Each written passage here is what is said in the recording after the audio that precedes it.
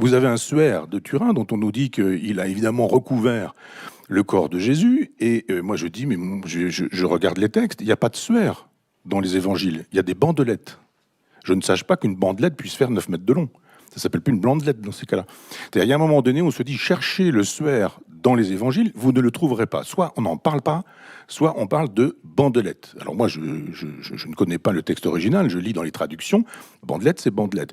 Et il y a un moment donné où quand on me dit, mais enfin, là, mais bien sûr qu'il y en a plein, des preuves, regardez le suaire. Je dis, mais non, mais lisez les textes, mettez en relation avec la vérité, vous verrez que le suaire, s'il existe, ne peut pas avoir entouré le corps du Christ. Qui plus est, quand on a fait des analyses au carbone 14, qui témoignent que ça s'est plutôt fait au Moyen-Âge, et on a même au Moyen-Âge le nom du personnage qui fait ce suaire. On sait qui il l'a fait, on sait ça a été dit, comment, de quelle manière, etc., etc. Mais vous avez toujours des gens qui finissent par vous dire non, le réel n'a pas eu lieu. C'est normal, vous avez un abord de païens, d'athées, vous ne voulez pas que ça ait lieu, donc vous inventez des choses, et on dit, ces gens-là ne sont pas crédibles. Petit-fils disait récemment à la télévision, il y a plus que les gens comme Onfray, quoi, pour dire des sottises pareilles. Je dis juste, mais monsieur petit-fils, par exemple, mais expliquez-moi comment des bandelettes peuvent être aussi longues. Ça, c'est quand même pas compliqué. Alors tout d'abord, le Saint-Suaire ne fait pas 9 mètres de long, mais 4 mètres 41. Bon. Ensuite, Onfray ne connaît pas le texte original de l'Évangile, d'où sa confusion entre bandelette et linceul. Confusion d'ailleurs fréquente dans de nombreuses traductions. Or, quand une traduction pose un problème, eh bien, si on veut faire un travail sérieux et non partisan, il lui fallut aller voir le texte original. Bien. Alors, ouvrez bien vos oreilles, monsieur Onfray. On va vous expliquer le problème des bandelettes, qui vous tient tant à cœur. Et on abordera ensuite le problème du carbone 14. Alors, pour y voir clair, un peu de philologie est nécessaire. Matthieu et Marc parlent d'un drap de toile, de lin, dont on se sert pour ensevelir les morts. Bref, d'un linceul ou d'un suaire. Et le mot grec qui est utilisé dans l'évangile de Marc et de Matthieu, c'est le mot sidone.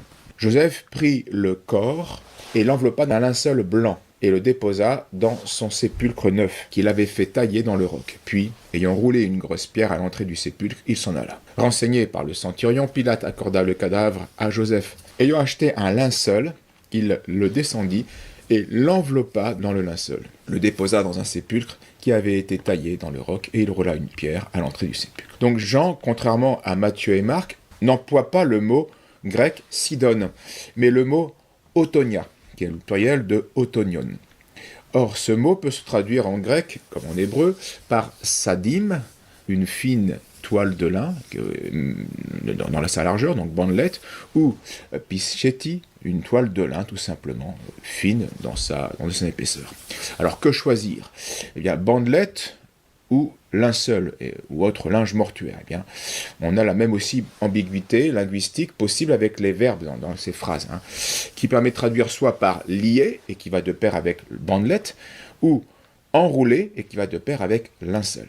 Nous n'avons aucune trace de bandelette sur le linceul. Nous avons même la preuve qu'il n'y en avait pas, disent les auteurs de ce livre sur le linceul, en raison des traces de sang au poignet, aux pieds, et en raison aussi de la formation de l'image qui aurait été déformée si des bandelettes avaient enserré le linge. Si on veut bien se rappeler que la rigidité de Jésus rendait toute bandelette totalement inutile, il y a une certaine logique. Et là, l'auteur fait allusion au chirurgien Barbet qui a montré qu'un corps torturé comme l'avait été le Christ, asphyxiant et mourant en tension extrême sur la croix, eh bien, le corps a dû entrer en rigidité cadavérique de manière quasiment instantanée et brutale. Donc la traduction du verbe grec par lier aboutit à une impasse, et ce n'est pas à Jean qu'il faut l'imputer. La traduction plus juste serait enfermé. Le cadavre du Christ a été enfermé, c'est-à-dire enroulé dans son linceul, sur les 2/3 environ de sa longueur, c'est-à-dire tout le corps, sauf le torse qui est trop large pour être parfaitement enroulé par un linge qui fait 1,13 m de large. Il faut donc abandonner définitivement comme fautives les traductions de bandelette et de lier, comme le préconisent les traductions de Tresmontan de l'hébreu en grec. Tresmontan qui est un savant hébraïsant. Car il ne faut pas oublier que nos évangiles ont d'abord été écrits en hébreu, comme l'a montré Carmignac, on l'a évoqué, à la suite de plus de 40 savants, quoique à contre-courant de mouvements exégétiques rationalistes modernes, c'est vrai, modernisants. Et ensuite seulement, mais rapidement, traduit en grec pour une plus grande diffusion. D'où une possible difficulté de traduction lorsque un mot rencontre deux possibilités, deux nuances assez proches. Donc le texte de Saint Jean, traduit correctement, donne ce qui suit et répond ainsi aux questions de Michel Onfray à ce sujet. Ils prirent donc le corps de Jésus et l'enveloppèrent dans des linges. Donc on parle là des linges parce qu'il y a le suaire du visage plus le linceul pour le corps. Bien. Avec les aromates, selon la manière d'ensevelir en usage chez les Juifs. Or, au lieu où Jésus avait été crucifié, il y avait un jardin, et dans le jardin, un sépulcre neuf où personne n'avait été encore mis. C'est là, à cause de la préparation des Juifs, qu'ils déposèrent Jésus, parce que le sépulcre était proche. Le texte maintenant de la résurrection, où Jean va découvrir le tombeau avec l'absence du corps, va prendre tout son sens lorsqu'on écarte bandelette et qu'on garde à l'esprit ce que Marc et Matthieu avaient dit, il y a un linceul. Le premier jour de la semaine, Marie-Madeleine se rendit au sépulcre dès le matin, avant que les ténèbres fussent dissipées, et elle vit la pierre enlevée du sépulcre. Elle courut donc et vint trouver Simon-Pierre et l'autre disciple que Jésus aimait, c'est-à-dire Jean, et leur dit « Ils ont enlevé du sépulcre le Seigneur, et nous ne savons où ils l'ont mis. » Pierre sortit avec l'autre disciple, et ils allèrent au sépulcre. Tous deux couraient ensemble, mais l'autre disciple, Jean, le plus jeune, courut plus vite que Pierre, et il arriva le premier au tombeau. Et, en se penchant, il vit les linges, autonia, posés là, tels que. Mais néanmoins, il n'entra pas. Puis Simon-Pierre vint à sa suite, et il entra dans le tombeau. Et il vit les linges, posés là. Et le suaire. Donc le suaire, c'est Soudarion. Ça, c'est pas la sainte coiffe de Cahors, c'est ni le suaire de Manopello, qui est plutôt le voile de Véronique, avec une trentaine de centimètres, avec impression du visage lui aussi sans pigment, mais c'est probablement le suaire d'Oviedo, qui fait 84 cm sur 53, et qui a recouvert le visage du Christ à sa descente immédiate de la croix. Comme tous les morts, on cache le visage des morts. Et dont les taches de sang et les analyses comparatives de géométrie faciale correspondent parfaitement au linceul de Turin, et aussi avec le visage tuméfié du voile de Manopello. Donc, ce suaire qui était sur sa tête, non pas posé avec les linges, autonia, mais roulé, à part, dans un endroit. Alors, l'autre disciple, qui était arrivé le premier au tombeau, entra aussi, et il vit, et il crut, car il n'avait pas encore compris par l'Écriture qu'il devait ressusciter d'entre les morts. Les disciples retournèrent donc chez eux. Donc c'est pas tant l'absence du corps qui fait croire Saint Jean, mais ce sont les linges présents, affaissés, et l'absence du corps, qui est affaissé, c'est-à-dire qui a été traduit là par posé là, et qui contredit l'hypothèse évidemment de la première hypothèse imaginée dans sa première émotion par Sainte Marie-Madeleine, celle de l'enlèvement du corps. Il n'y a pas de corps, très bien, mais ils l'ont enlevé, qu'est-ce qui se passe? Non, les linges sont là, mais il n'y a plus de corps.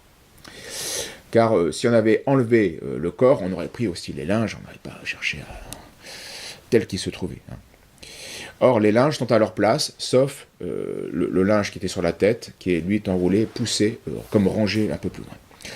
Or, le linceul, c'est comme donc affaissé sur lui-même, les linges sont posés là, le corps qu'il contenait, c'est comme volatilisé, mais le linceul, lui, a gardé sa place initiale. Donc Jean n'a pas encore vu l'image imprimée sur le linceul, mais il croit déjà. Parce que l'image est à l'intérieur du linceul. Mais il croit déjà, parce que les linges sont là et ils sont vides. Ils n'ont pas bougé. Et donc voilà ce qui fait croire Jean. Les linges se sont vidés de leur contenu, qui était le corps du Christ, sans avoir été déroulés. Donc il a vu cela et il a cru. Et il comprend maintenant les Écritures. Plus tard, après les premières émotions et surtout les premières apparitions, il est évident que les linges ont été rapidement mis à l'abri, puis plus tard vénérés par les chrétiens. Pour le plus connu de ces linges mortuaires du Christ, ce fut donc d'abord à Jérusalem, puis Édesse, Constantinople, Lyrée, et puis près des Troyes, et puis enfin Turin. D'où son nom actuel, depuis 500 ans, le Saint-Suaire de Turin, le linceul de Turin. Donc avant de dire un mot de cet insigne relique, il faut bien comprendre ce qui a fait croire les premiers chrétiens, les premiers disciples du Christ, la résurrection du Christ. Et donc, par conséquent, sa divinité. C'est le tombeau vide et les apparitions, les deux conjoints. N'oublions pas que les apôtres étaient incrédules. Donc, On a le témoignage des apôtres sont des témoignages de gens qui ne croyaient pas à la résurrection, mais qui ont bien dû se soumettre à la réalité et confesser ce fait. Voilà. En l'an 57, saint Paul écrivait aux chrétiens de Corinthe une lettre où il disait « Je vous ai enseigné avant tout, comme je l'ai moi-même appris, que le Christ est mort pour nos péchés, conformément aux Écritures, et qu'il a été enseveli et qu'il est ressuscité le 3e jour, conformément aux Écritures, et qu'il est apparu à Céphas, Pierre, puis aux 12. Et après cela, il est apparu en une seule fois à plus de 500 frères, dont la plupart sont encore vivants, à l'époque où écrit saint Paul, et quelques-uns sont endormis. Ensuite, il est apparu à Jacques, puis à tous les apôtres. Après eux tous, il m'est apparu à moi aussi, comme à l'avorton. » Mais Matthieu nous dit que des morts sortent de leur cercueil et que ces morts grimpent à Jérusalem.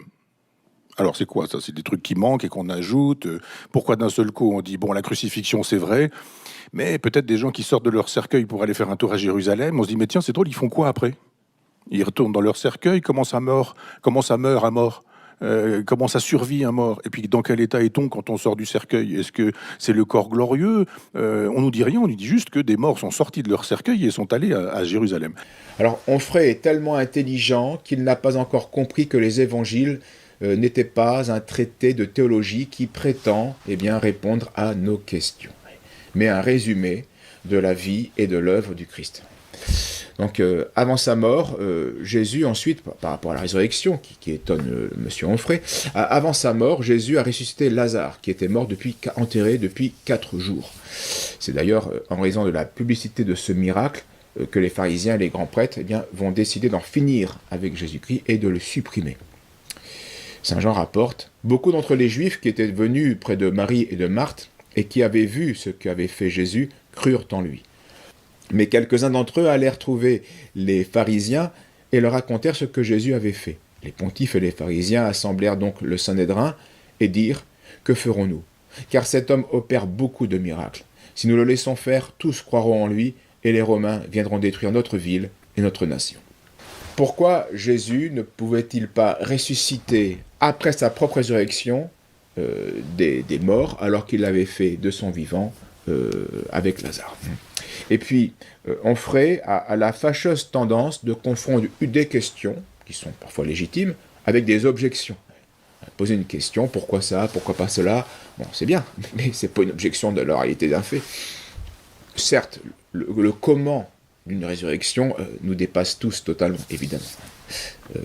Mais je n'ai aucune difficulté à croire à la résurrection future, pour plusieurs raisons.